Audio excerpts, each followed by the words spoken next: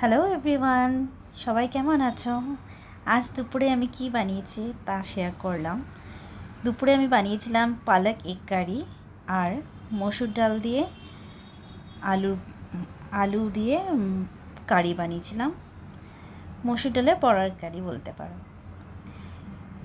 পালক তো আমার ছেলেরা খেতেই চায় না, যে কোনো সবজি খাওয়াতে অনেক কষ্ট হয় ছেলেদের, তাই ভাবলাম পালক বাটার পনির যেরকম করে এরকম পালক পনিরের মতন।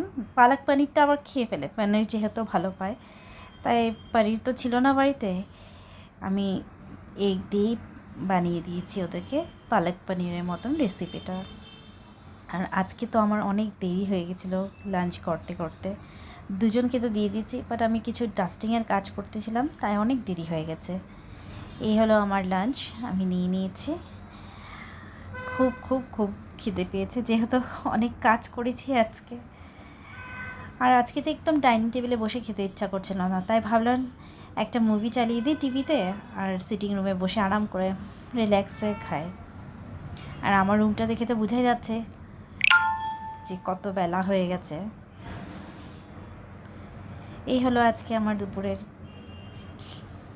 স্টোরি। ঠিক আছে, চলো তাহলে আজকের জন্য এতটুকুই। আবার দেখা হবে, আমি আমার লাঞ্চটা করে নিই।